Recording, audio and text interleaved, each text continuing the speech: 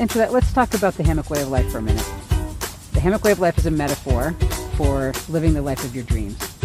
Tell me how you're living the life of your dreams. Oh my gosh, that's such a big statement. Like, well, I think every day I get up and I get the opportunity to help someone. It sounds cliche, but that's really just the way I live. I enjoy helping other people. It fulfills me. It hurts me to see other people hurt, especially for something so simple as a lack of food, lack of education, lack of knowledge, lack of health care. And I mean, obviously that's not my field of expertise, but I always know someone like you who knows someone who could get that person in the right direction. And I think that's what it's about. You don't have to be an expert at everything, but just try to connect yourself with those people who are the experts. So why did you start doing a vision board, and tell me about the process of that? I think sometimes you have to see, just like when you talk about affirmations, putting it up there, telling yourself positive reminders, and sometimes you just have to see it. You want a nice house? What does that house look like? What is nice? What does that mean?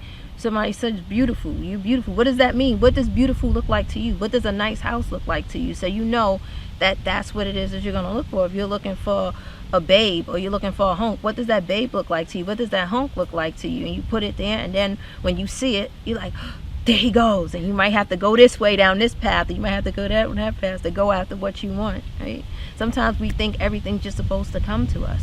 Like, oh yeah, there goes the babe of my dreams. Hello, I'm here, babe. Come pursue me. But this is what you wanted. This is on your vision board, so you have to go. I think once you map out your vision board too, you have to go at it with full steam ahead. Just go. I love that. So what are some of the things that you wanted on your board? Do you remember? Yeah, actually, when we had talked about it, I didn't finish it, but it was a car, and I already have a new car. Tell me about the new car.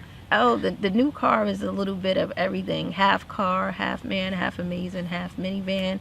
I can fit everything that I want to do in it. My props to the play. I don't have to rely on anyone to come help me with the props, and my accessories now. And boy, is it a lot. So I have enough room to do it all. Fantastic. So I don't remember what else was on the board. Tell me, do you remember anything else on the board? It's funny too. Fashion was on the board. Okay. Because I just like fashion. I didn't know that I would be starting an online store, but I always gravitate to colors and fashion. And I remember it was a lot of different women looking like ooh la la. But yeah, and now here we go. And how many pairs of shoes do you have? And how many? Oh man, I have so many shoes. It is.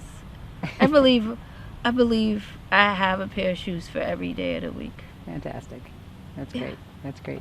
So what are your visions for the future? Talk to me about where you're going in terms of the play, and what's your vision for my vision for the play is to just really be able to take it into corporations and trainings, and be able to have that segue into the trainings, and have them get away from the traditional book or the videotape they pop in and everybody prays. It's a webinar, so they can fall asleep and say they watched it, and be interactive and really get something from it, because the plays are educational and it brings awareness. So we could be able to do that to a company that wants to talk about cultural competency or sexual harassment, and all of those things that's going to change the culture of a corporation if it's moving in an unhealthy direction. Great.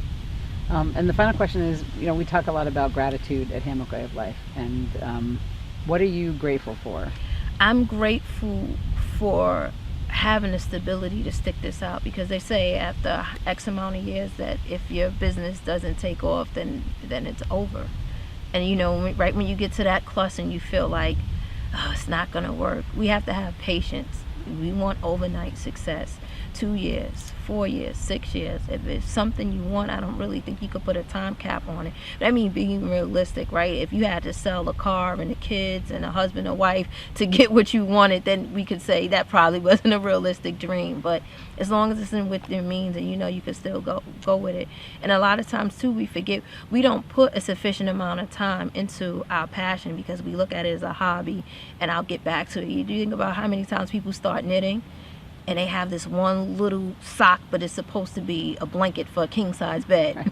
Right. Oh, I got busy, I'll get back to it. Oh, I got busy, and I get back to it.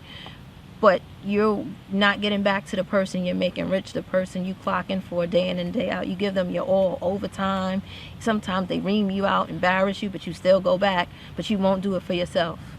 So I think we have to learn to put in enough into ourselves as we would for anybody else to make them successful.